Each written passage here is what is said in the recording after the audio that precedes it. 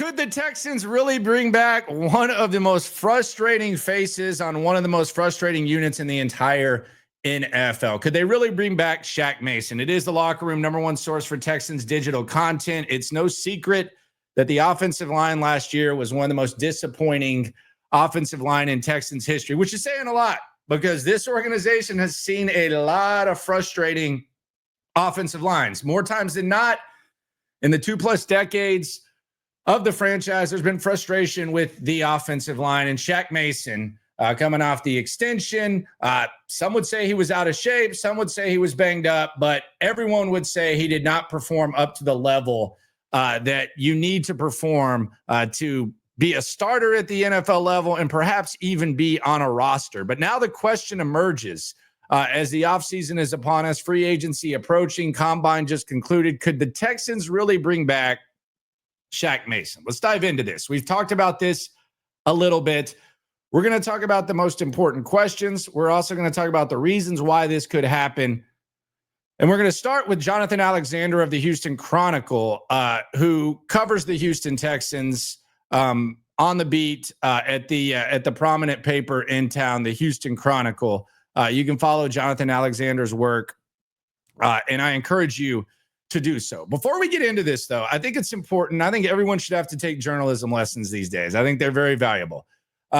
There's a difference between an opinion and a report. Because when I first was led in the direction of this, it was Jonathan Alexander's reporting that Shaq Mason is going to be back with the Texans. It's not what he said. He talks to people, he follows the team, and he gave his opinion of what he thinks could happen. This was not a report. This wasn't according to sources that Shaq Mason would be back. So I think reading journalism is more important now than it's ever been. These are just opinions, and we'll call them educated opinions. But in this fluid process of free agency, the draft, camp, everything else, we don't know what's going to happen with Shaq Mason. But I do want to preface this. This is not a report from Jonathan Alexander. These are just his opinions. And he says he doesn't expect the Texans to move on from Shaq Mason. Here's a few quotes from the piece in the Cron. He says, quote, "I expect the Texans will sign at least 2 new guards. One could come in free agency and the other in the draft." He goes on to say one will likely be a starter at left guard, and the other would compete with for a starting spot at right guard. So Shaq Mason in a competition. That's kind of an expensive guy to be in a competition. But Alexander goes on to say, while the Texans could save nearly $9 million in cap space after free agency by cutting guard Shaq Mason and designating him a post-June 1st cut, I don't expect the Texans to move on from him. That's interesting. And that's his take on the whole thing. I do think there are some things to take into account as to the possibility of this. And the first question we should ask is, should the Texans keep Shaq Mason? My answer would be no on this contract. If he's one of the highest paid guards in the league, I would say no. I don't think anyone else in the NFL is going to give him this contract. So I think regardless of the win, regardless of the logistics, if Shaq Mason is going to be back, it needs to be on a different contract.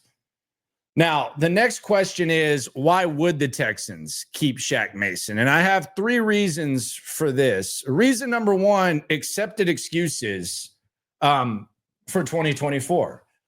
You could say that the system, the Bobby Slowick system, caught up to him. Damn it, Bobby.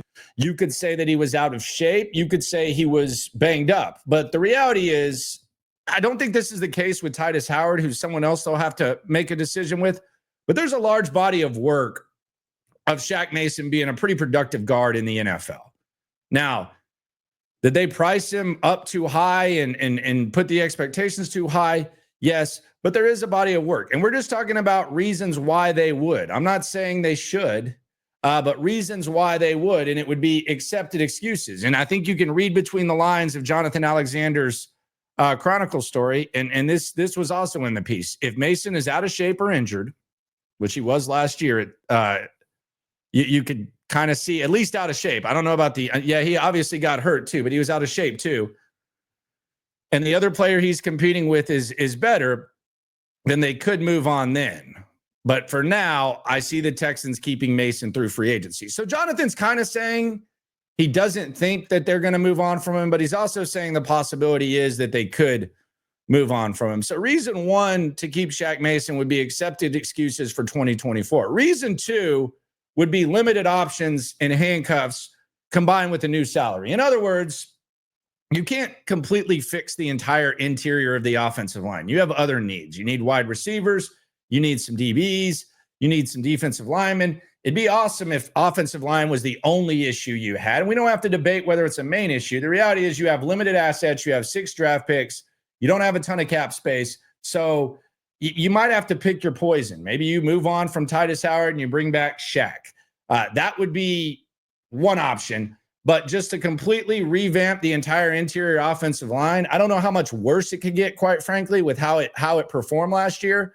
But logistically, and the fact that a lot of this money is already committed, you might have limited options. And I think that maybe a new contract with Shaq Mason and some motivation would change things. Reason three, and I think this one is interesting, the people making the decision when it comes to Shaq Mason. And I brought this up on SNL with myself and Cody Stooch, which you can view daily right here on YouTube at 4 o'clock, collaboration between myself and him.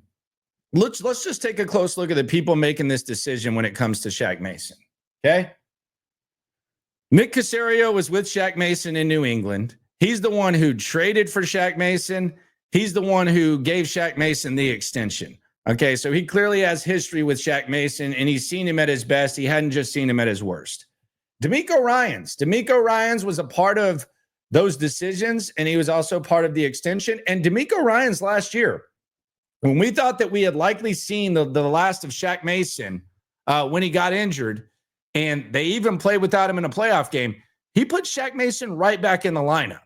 So he thought enough of Shaq Mason to immediately put him in the lineup. And then there's the new offensive coordinator, Nick Caley. Nick Caley was in New England with Shaq Mason his entire tenure.